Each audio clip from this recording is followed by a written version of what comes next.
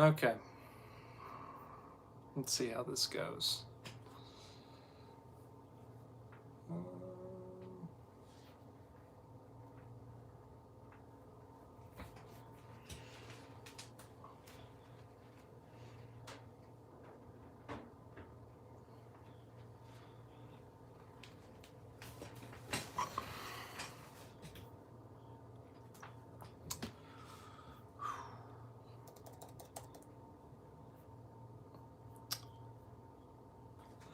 I apologize that we are not doing the normal setup. I know I usually do this on my computer, but I'm still on the road. Was at Darlington this past weekend. Going to Atlanta next weekend. So, yeah.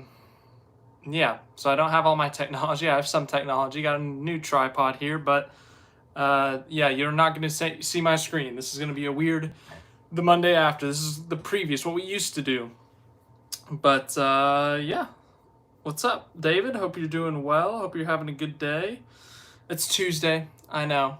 I was traveling yesterday, so once again, apologies for being late, but I am on the road. So hopefully that helps that I'm on the road going to races, and that's why we're doing it different this week, and why well, I guess really that. So, and that I'm late. That was the other thing. I knew there was something else. Making a post real quick. I'm all out of kilter, but let's see. What's up in between the lanes? Hope you're doing well.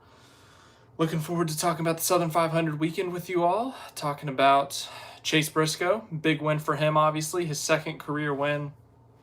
Obviously, his first crown jewel. Talking about the Xfinity race. Christopher Bell obviously dominated that one. And then just looking forward to the playoffs. Start this week. Atlanta. It's crazy that we're starting on a super speedway and a road course. Who would have thought that we'd start on a super speedway and a road course, but here we are. So we're going to talk about Atlanta at the end. I'll make my Monday pick, which, by the way, talk about the worst way to end a streak, a winning streak. I had 2 back-to-back correct Monday picks, and one of them was Harrison Burton. But then this week at Darlington on Monday, or I guess technically it was last Monday, I picked Martin Truex Jr. to win. And what did Martin Truex Jr. do? He wrecked on lap 2. So yeah, that was a little embarrassing, I guess. But yeah, let's get into it. Let's get into Darlington. Let's talk about Darlington. So obviously, the first thing, the major implications of Chase Briscoe winning, and first of all, you got to congratulate the guy. He drove his guts out. That's a huge win for him. Huge win for Stewart Haas. That could very well be their last one. So it's a big deal for him to win, and not just that, but to win the Southern 500. It's a crown jewel. It's a big deal for him. And if that is the last win for Stewart Haas Racing, that is a great last win for a team. But obviously the implications after is he's in the playoffs. The win gets you in the playoffs. And that was talked about so much with Harrison Burton last week. And ultimately, I respect the win. Great job. And it's understandable why it's a talking point, but Chase Briscoe's been top 20 in the points most of the year. Unlike Burton, Cindric and Suarez are right there on the bubble of the top 20 of the points. So it's a talking point for sure. I understand that, but I do want to take a minute, just kind of step back from the playoff talk and just, it's a huge win for Chase Briscoe. I know he's got his career figured out, but the big thing is Stewart Haas Racing. There's 10 races left in Stewart Haas Racing's lifetime. We don't know if they're going to win again. We got to look at this one for now as if that was it. That was the last one. And think about how poetic it would be in a sense for it to be a crown jewel, their final crown jewel, by the way, that they ever enter. And then for it to be Chase Briscoe, a guy who's been there forever, to be the 14 car, the first car number that gave them success with wins and a championship. I mean, it's poetic in a sense. So just that's a huge deal for that end.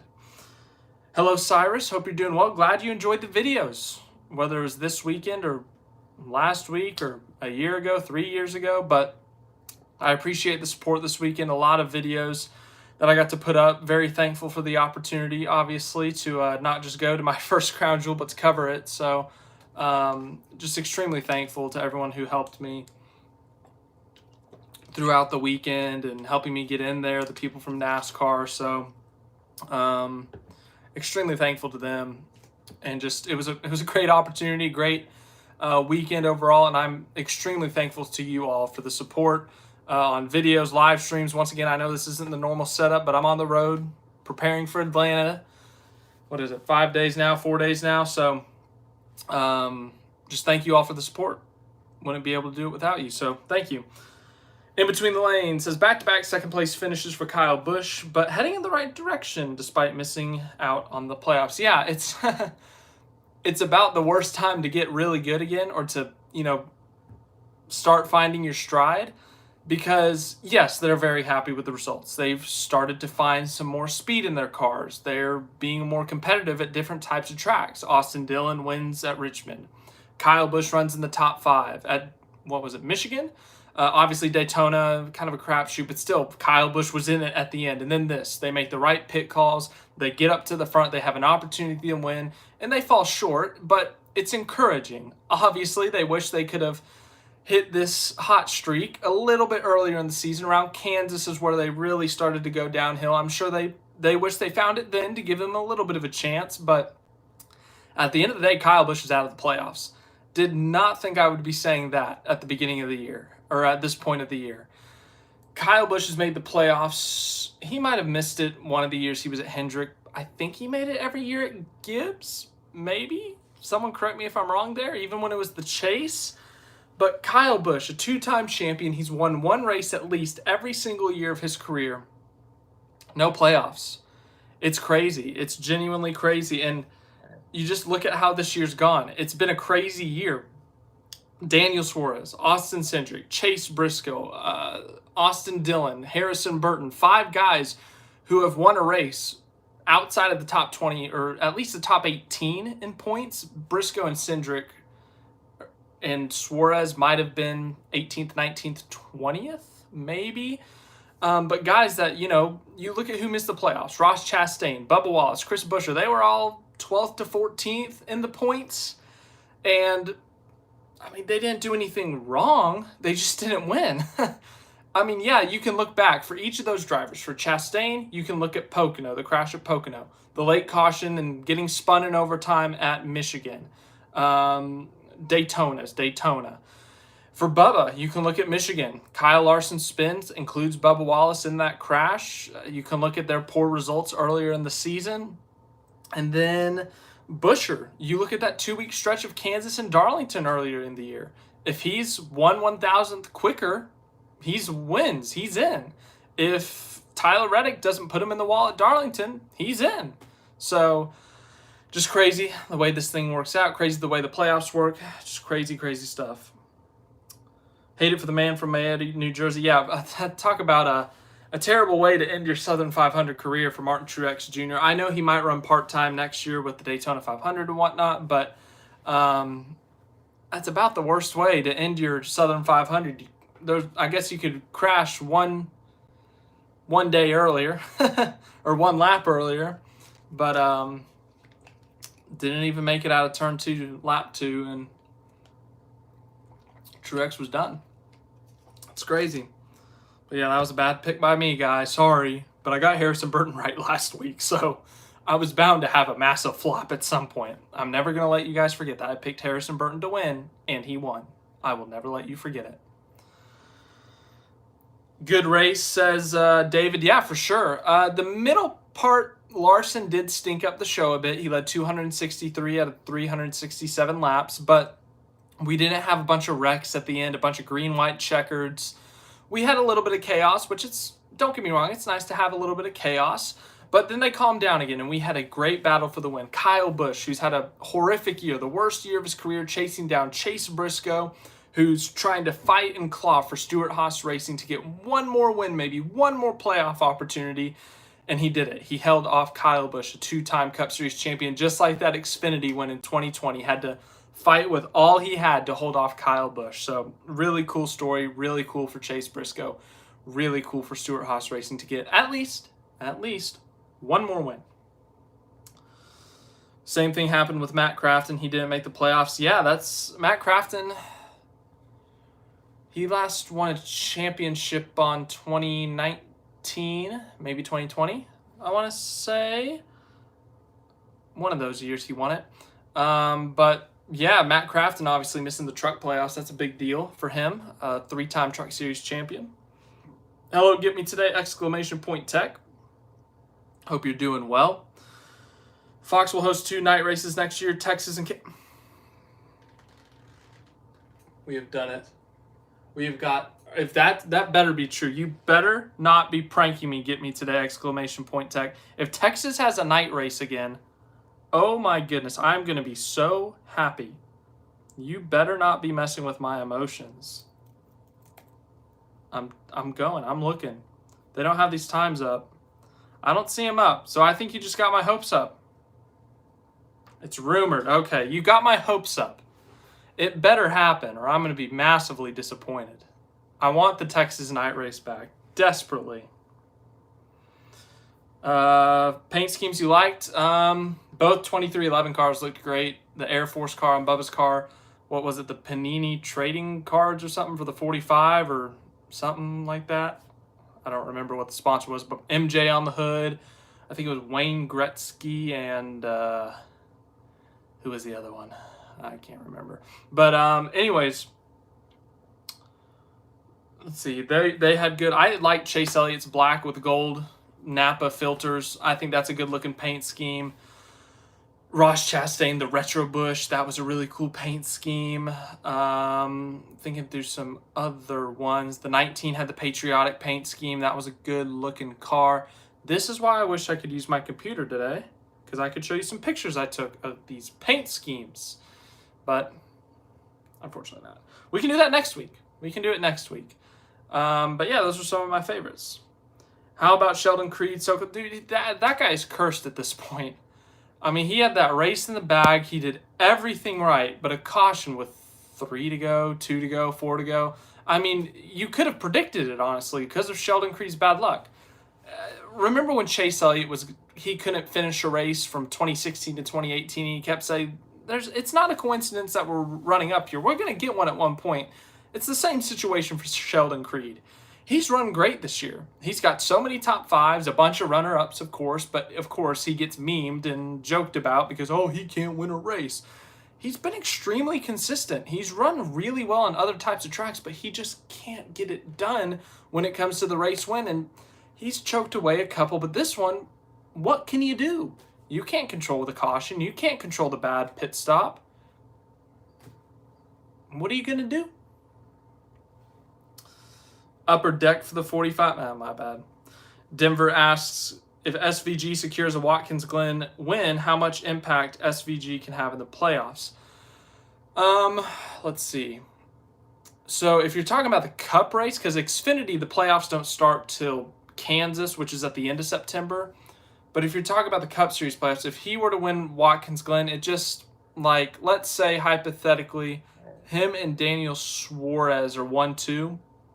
Or him and Austin Cindric, and SVG wins, then that potentially keeps a playoff spot from whoever finishes second to the next round. And if that person who finishes second misses it by a few points, they're going to look at the week before and say, man, I really wish that SVG wasn't running that race because they might have won it. But obviously there's a lot of time to tell. We don't know how competitive SVG and Colleague are going to be at Watkins Glen. It's been a rough year for that Cup program.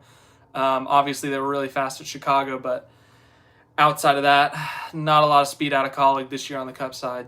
So it's early to tell. I'm encouraged because Watkins Glen suited Ambrose so well.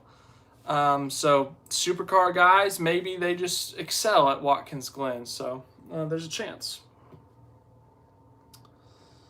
Did you hear about Reddick not feeling... Oh, brother, that was the talk of the night. When they were doing the regular season championship celebrations before he came over, they were saying don't get too close to Reddick or make a joke about it, but I don't think anyone made like a legit joke other than the people he knew. But yeah, I stayed away from that car, did not walk by the 45 car, so do not worry, I guess. Hamlin had sports clips. Oh, yeah, that's one I forgot. Hamlin had the Wing 11. That was a cool paint scheme. I think it's a tribute to Roy Hendrick. Correct me if I'm wrong there. But I know it's not the throwback weekend, and I know that they confirmed that it's once going to be in the spring, but it's still cool when they do throwbacks, whoever it is, Cup, Xfinity.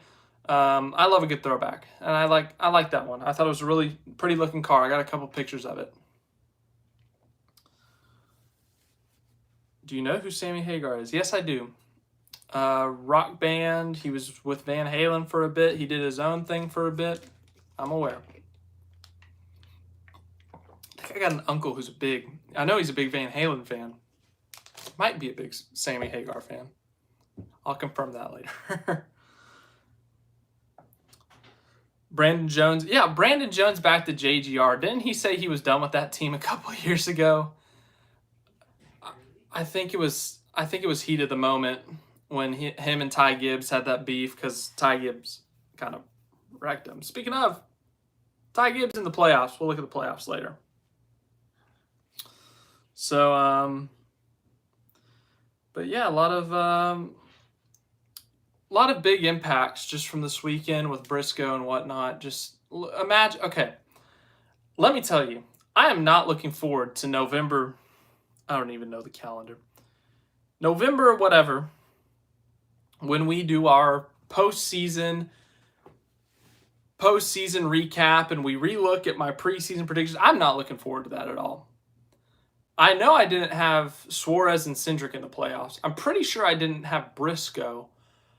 I know for sure I didn't have Harrison Burton.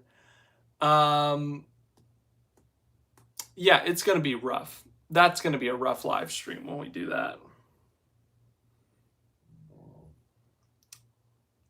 Not looking forward to that one. That's going to be rough. Frustrating for Buescher. Yeah, as I said earlier, that Kansas race and that Darlington spring race are what everyone's going to look at and be like, hey, looking back at those, because even a Buescher, he would have had 30 more points if he finished second in that race, and I think he missed it by 20-something points. So at the end of the day, those were the difference makers. But I'm sure you could point to a lot of others. You know, Vegas, he crashed out early. I think he crashed at Daytona a couple weeks ago. So you could look at other incidents, but those are the two that step out because he was competing for wins and he was up front. So, but yeah, Darlington, wild weekend. So looking at the Cup Series playoffs, by the way, my schedule for this week, I'll finish up the championship cases. I'm thinking about doing at 3 in one day tomorrow. And then Thursday, I'll do my playoff predictions and whatnot. And then Friday, I might just not do anything. I might not post any videos or live streams. I'll keep you updated on that, obviously. But I'll make a post either tonight or tomorrow morning telling you what I'm going to do. And then Saturday, obviously, and Sunday, I should be at Atlanta. So that'll be fun. That'll be exciting, I guess. But yeah, it's a busy week. It's a really busy week to be in between races. So, but it's fun. It's a good time. Let's see. Don't forget about Sonoma. He could have won. Yeah, I mean, for sure. I forgot about that. They did the alternate strategy at Sonoma. Him, Truex, and Larson, I think, were fighting for the win. So it's possible. Will Ryan Sieg make the Xfinity playoffs? He's only 10 points out, I believe, so good chance it's possible, but you're going up against a JRM car. I know Sammy Smith hasn't had the greatest year, but it's a JRM car, and realistically, anything could happen. They could be competing for a win at some point, but I don't know. That's a tough call there, so it'll be close. Ryan Sieg's had a fantastic season. You can't deny it, but he could end up like Buescher. Looking back at Texas, like, man, if I had 2, 3 1,000ths more, I'd be in the playoffs, but unfortunately not. But, I mean, he's still got time to not follow the Chris Buescher timeline.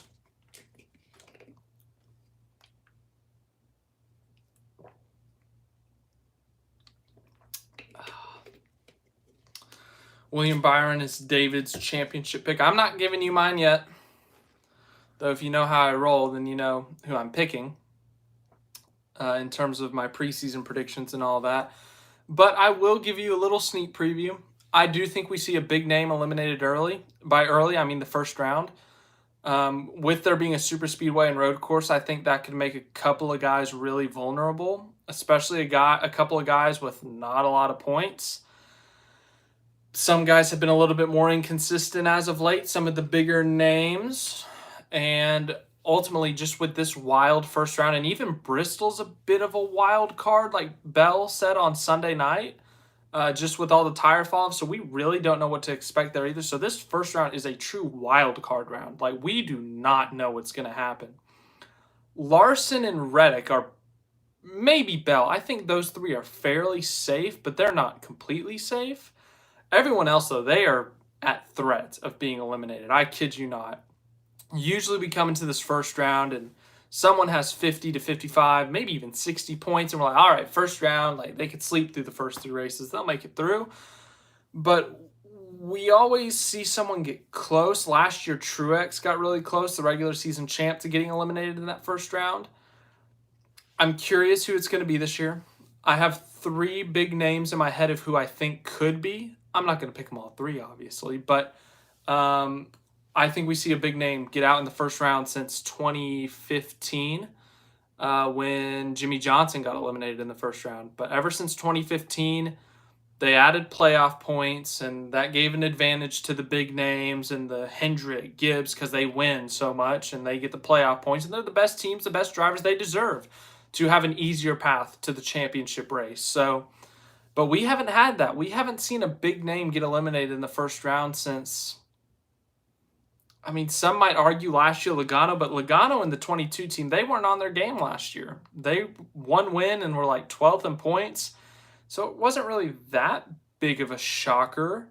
Whereas this year, we could see someone who we considered a championship threat get eliminated in this first round. So this first round is going to be wild. It's going to be crazy. Atlanta's a super speedway. Watkins Glen's a road course with a new tire that's supposed to have heavy fall off. And then Bristol, if it's anything like the spring, no idea what's going to happen there. It will definitely help one SVG, any road course. Once again, the playoffs for the Xfinity Series do not start until the end of September, so Watkins Glen ultimately won't be a factor. I mean, he'll get more playoff points there, but the Roval, the Charlotte Roval, is the only road course SVG has in the playoffs, so I think it's that first round, technically, because they have a round of 12, round of 8, round of 4. So, yeah, it's in that round of 12. So, once again, when it comes to the playoffs for the Xfinity Series, I'm going to wait till that week of, and I'll do a Shane Van Gisbergen playoff preview. I'll do an Xfinity playoff preview. By the way, there's no clear-cut championship favorite there. Cup, you look at Larson, Reddick, I'd say even Bell, maybe even Hamlin is in that mix. But for the most part, it's Larson and Reddick. The Truck Series, Heim and Eckes. But the Xfinity Series, there's no clear-cut favorite or two. Allgaier's won a bunch of stages, and he's won a couple races, and he's run really well. Cole Custer's led the points for the majority of the year. Austin Hill was hot early, won a bunch of races. And then SVG's won all the road courses, except for one. But there's no clear-cut favorite. I don't know what to expect in these Xfinity playoffs. And then you have to add in the factor, if SVG can go back to these tracks and run top 10, top 15 more consistently, with all the points he has, could he sneak into the Final Four? Just so many factors in this thing that it's going to make it interesting. It's going to be a very wild Xfinity playoffs. But as for the Cup playoffs, I guess we can transition to that now. Sam Ayer has been very inconsistent despite 2 wins. Yeah, Texas and Iowa, I think, are his 2 wins. But looking at these playoffs, I mean, as I said, Larson plus 35, Bell plus 27, Reddick plus 23, Byron plus 17, and then after that, Blaney 13, Hamlin 10, Elliott 9, Keselowski 3, Logano 2, Cindric 2, Suarez 1, Bowman 0, Briscoe and Burton minus 0, Ty Gibbs -1, Truex -1. I mean, every year, the 15 or the 16 seed have 2 or less playoff points. This year, everyone has 4 or more. It's crazy. It's wild. This is shaping up to be the most chaotic playoffs in this format, and that's not exactly a compliment, but in terms of headlines, in terms of stories, in terms of viewership, maybe it could help. I don't know, but I really do think we see a big name eliminated in round one.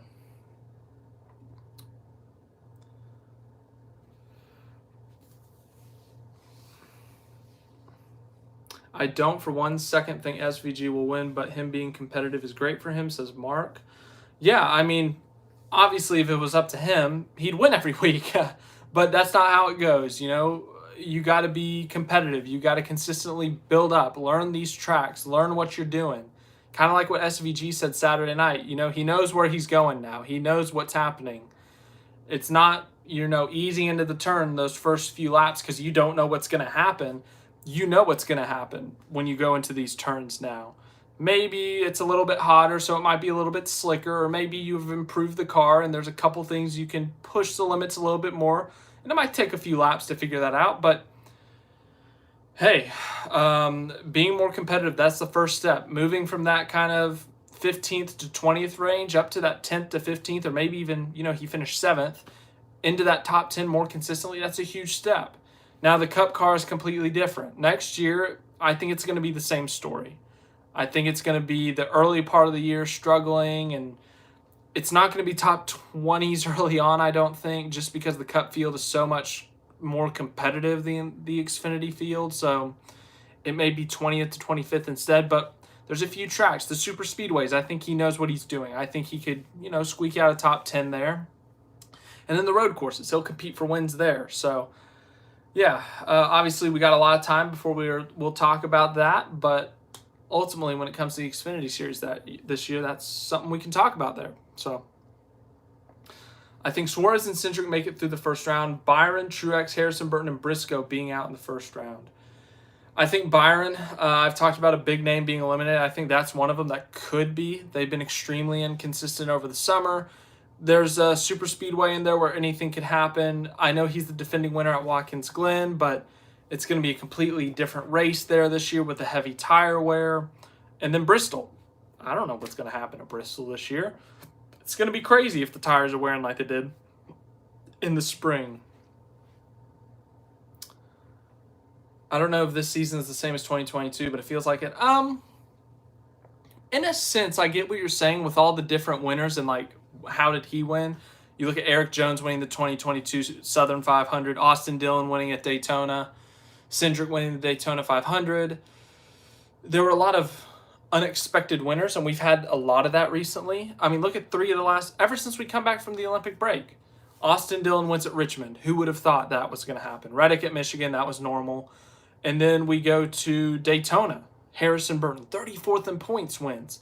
And then we come to the Southern 500. Chase Briscoe, yes, he ran really well in the spring, but realistically, who thought he was actually going to pull it off? And pull it off the way he did. He had raw, genuine speed all day long. Top 5 all day long.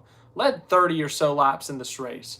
Who would have thought that's how it was going to go down? Well, ultimately, that's how it went down. So,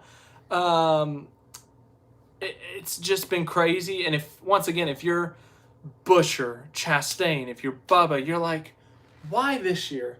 We've been running decent all year. Maybe we haven't met our expectations, but we've ran decent enough to make the playoffs. We've ran decent enough to have a shot at this thing. But why this year? Why this year did some of these, guys further back in the points than us decide to win? And ultimately, it's just how it goes. But they've got to be, like, if this was last year, I think they still make it on points because we didn't have a ton of wacky winners last year. Stenhouse, that's all I can think of. I think Stenhouse was the only kind of wacky or underdog to win last year. I can't think of another one. McDowell on Indy, but they ran top 16 in points. So they were better last year. Kyle Busch wins a playoff race like Texas in 2020. Yeah. I think what he said was accurate. I think Atlanta and Vegas are their best chances. Maybe even throw Talladega in there, but I don't know if it'll happen this year, guys. I know they've showed a lot of improvements here the last few weeks, but I don't know. I don't know if they can pull it off. I don't know if they can win a race. If they do, I won't be completely shocked, but it's gonna be tough. Final four: Larson, Byron, Hamlin, Suarez. That's your wild prediction, Suarez. If you told me Suarez got out of the first round, I wouldn't be shocked. Even if you told me the round of 8, there's a super speedway and a road course in there, and he's really good at those two styles of tracks. But if he makes the final four, that's stretching it a bit.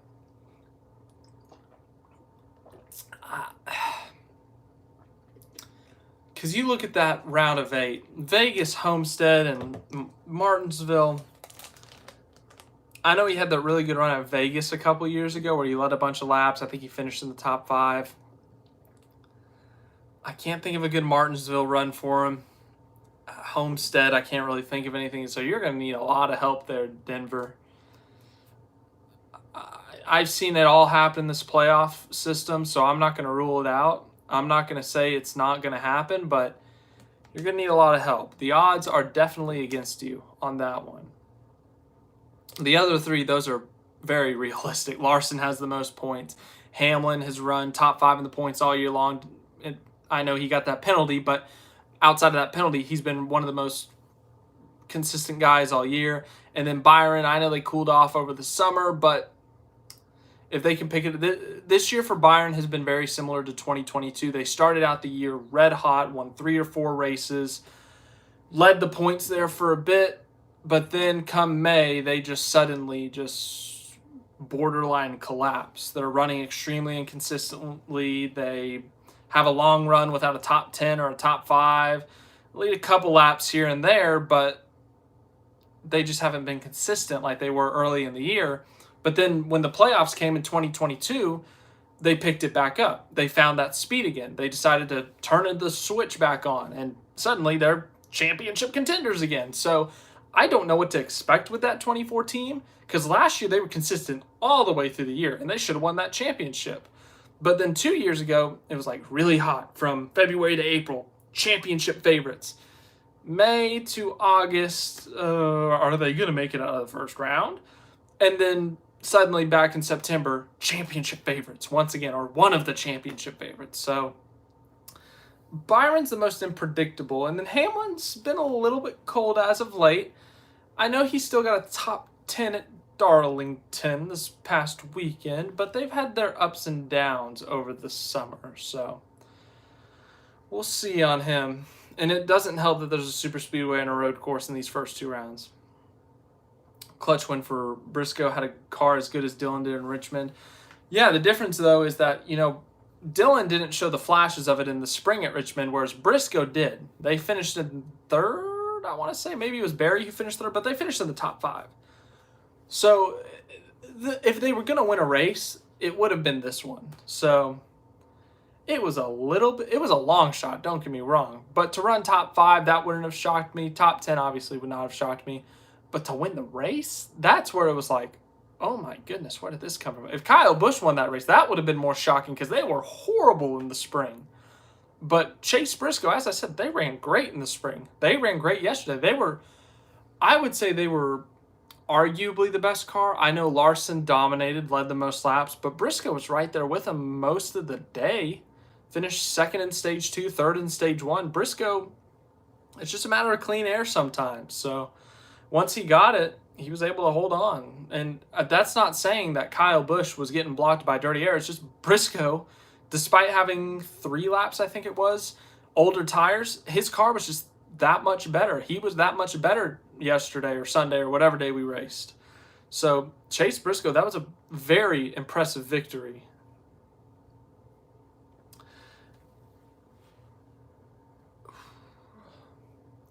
But yes, we'll do our Monday picks here in a bit. I'm not going to Monday pick a championship. As I said, we'll do a full playoff preview later in the week on Thursday. Tomorrow we'll do our final championship cases. We've got Briscoe, we've got Truex, we got Ty Gibbs. I think that's it. 3, I can confirm that.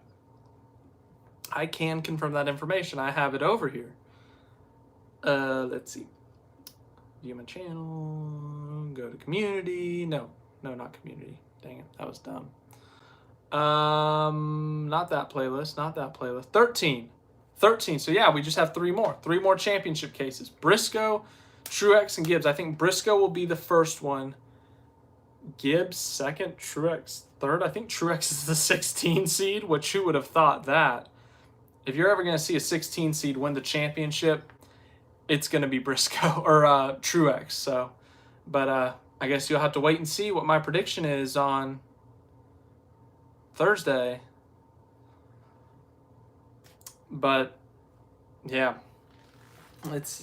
I really think this is going to be another level of chaos in this year's playoffs. I really do. I think it's going to be crazy, borderline stupid. It depends on what happens in these first 2 rounds. If we can get a normal round of 8, like Larson, if Larson or Reddick gets eliminated before that, I'll be so mad. I'm not a fan of theirs, but I'm a fan of NASCAR. And to have the 2 guys who have been the best guys all year get eliminated and not even have a shot at the championship race. You think Brad Keselowski can win the championship? Here's the biggest concern with Brad. He doesn't have the playoff points, and there's road courses in these things. Brad Keselowski at the next-gen era at road courses has been horrendous. He's got like 1 top 10 in the last 12, 13 races. I think I said when we did his championship case. Now, don't get me wrong. He's going to be a factor at Atlanta this week. He's going to be a factor at Talladega. He's one of the best super speedway racers out there.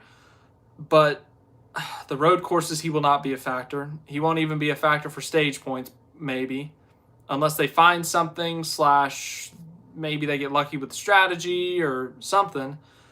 And then Bristol, I think he could be a factor there. It's a short track, and Brad's got a great history at Bristol. He's got a few wins there.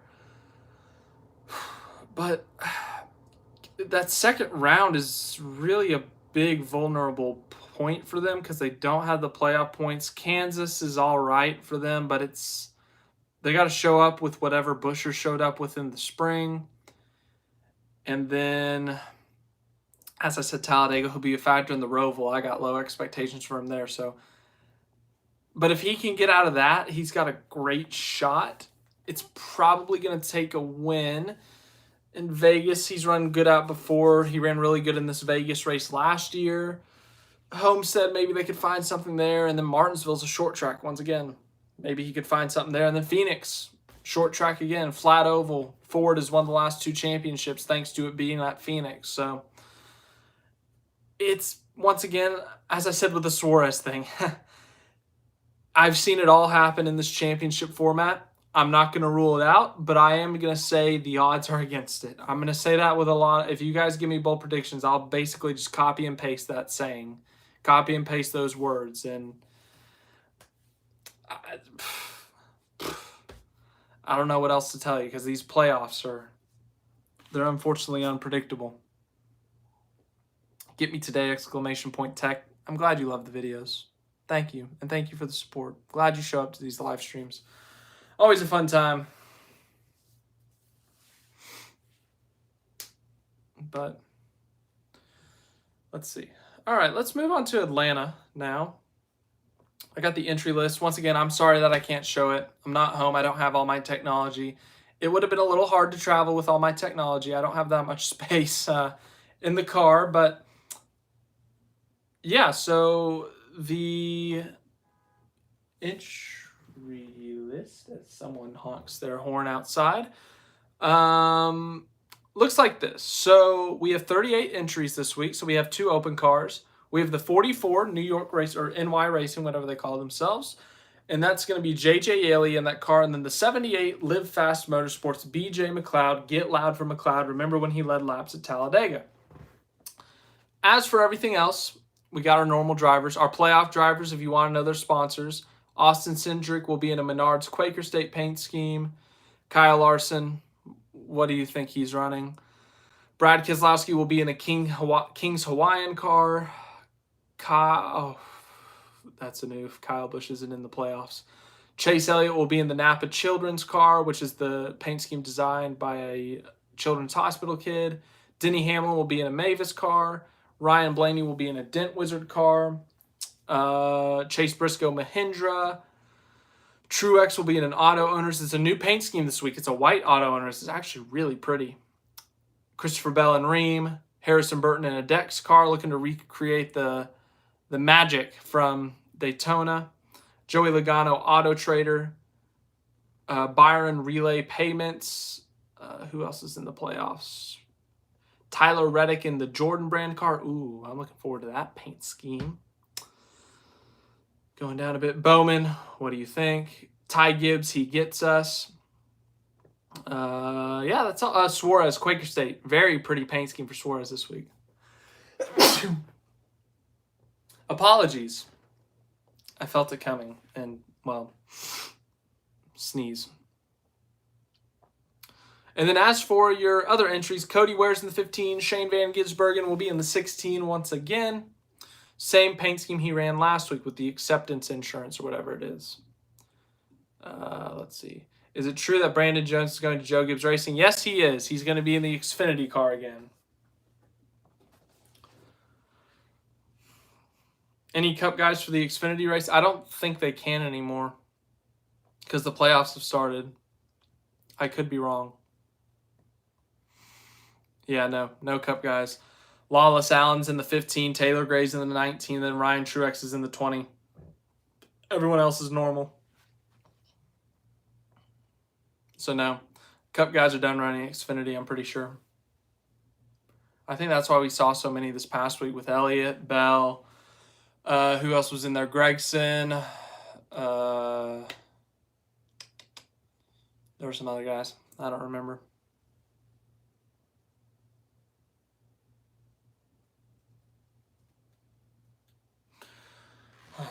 I'm going to do my Monday picks now. This is going to be a shorter live stream this week. I apologize. I got things to do here. So, Monday picks, Atlanta. I think we'll have some of the unpredictability of a normal super speedway, but I think at the end of the day, we'll get a normal winner because I'm not picking Harrison Burton again. You pick Harrison Burton once, you get him right once. You don't pick him again unless he's running really well. So I'm not picking Harrison Burton again, but I do think we get a normal winner. Don't get me wrong. I think we're going to see our fair share of playoff guys get out. You know, we might see an Elliott wreck. We might see Larson's going to wreck more than likely because that's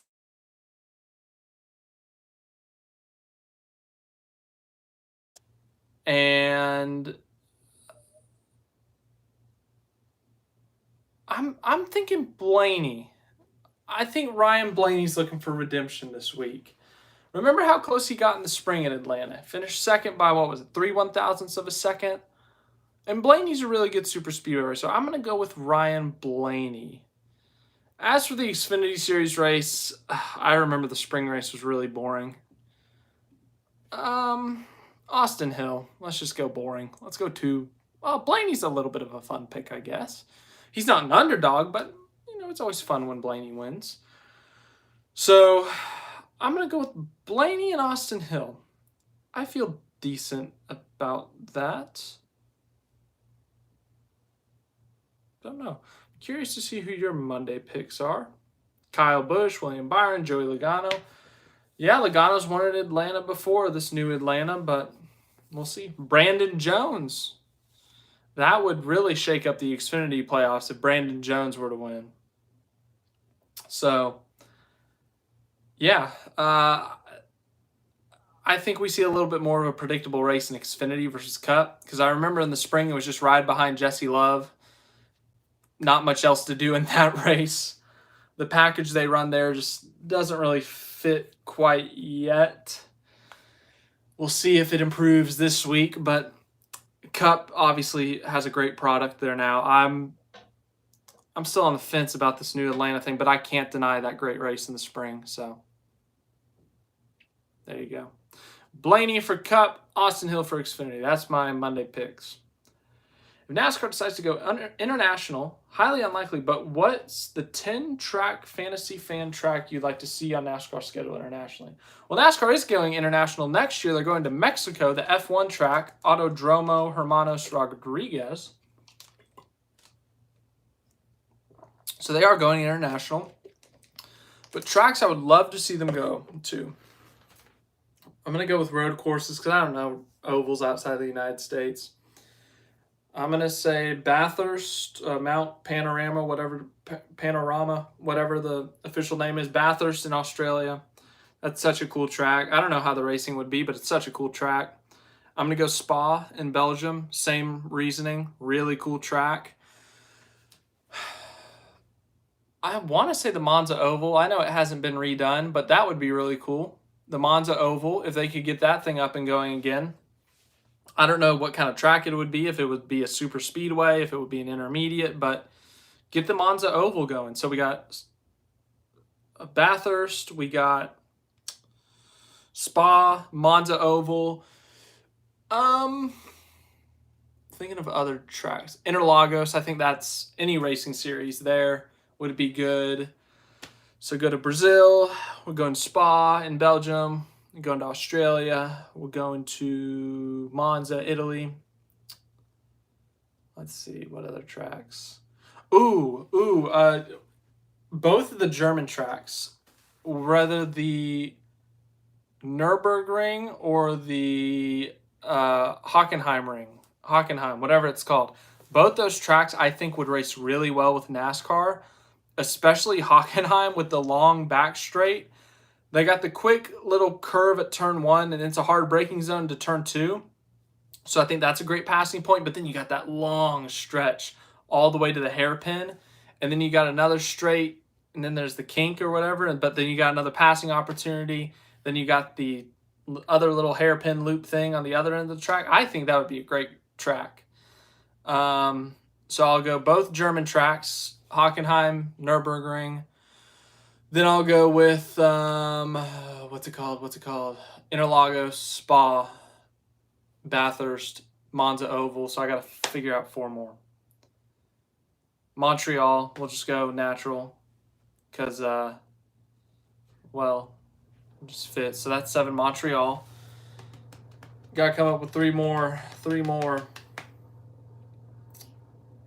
I'm thinking around the globe right now. I'm struggling.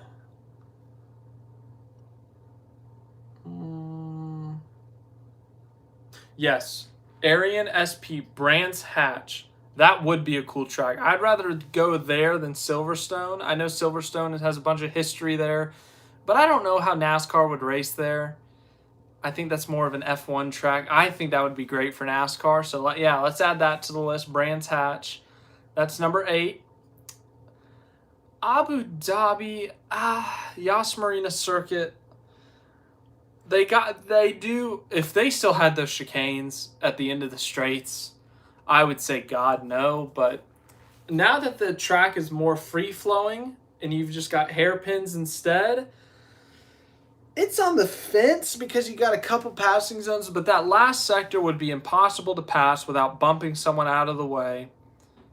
Track limits would be vile. I don't care about track limits, but F1 fans would get all up in arms about track limits.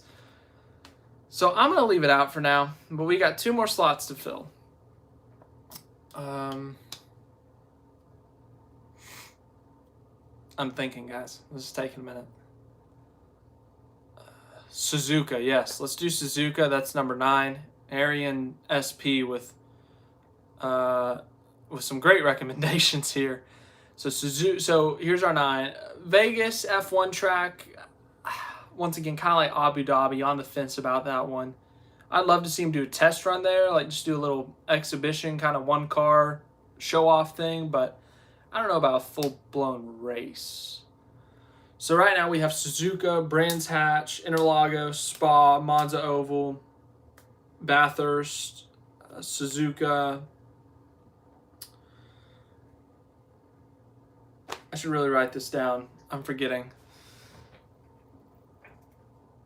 Oh yeah, both the German tracks. Yeah, I just remembered. And then 10 will be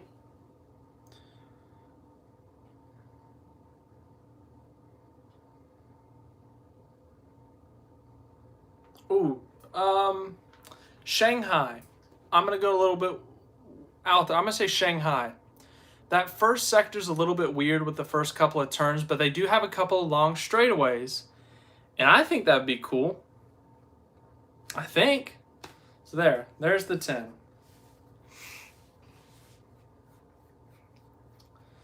But I think NASCAR should go international. I don't think the full schedule should be. I think we should have 2 international circuits a year. 2. If it's at Mexico and Canada, that flows into the schedule naturally. But if you're going to go to Europe, Australia, South America, you might have to have an off week after just to give everyone rest, give travel time. But I think we could make it happen. I think we could do South America. But yeah, have you heard of the No, I have not. But all right, I'm gonna wrap it up. I know I'm cutting it off early, but I got some things to do here. So as I said, tomorrow we'll finish up the championship cases. Thursday we will do a full playoff preview. I'll make my predictions. I'll make my championship pick, Final Four pick, round of 16, all that stuff. But thanks for watching again. Hope you enjoyed it. Thank you guys again for the support this past week, this past weekend. It was great being at the track. Great being able to talk to drivers, be up close to Michael freaking Jordan. That was pretty cool. Obviously, being at a race is always incredible. And then for that to be my first Crown Jewel race, that was pretty cool too. So thank you guys again for the support. Appreciate you watching all the videos and stuff. If you haven't, I got a playlist made with everything from the weekend. Go check it out. It was a fun time. Really, really exciting. And then this weekend at Atlanta, I won't have access, but I'll still be there. Still looking forward to that race. So thanks for watching. Hope you enjoyed, and I'll see you guys tomorrow for the final championship case videos.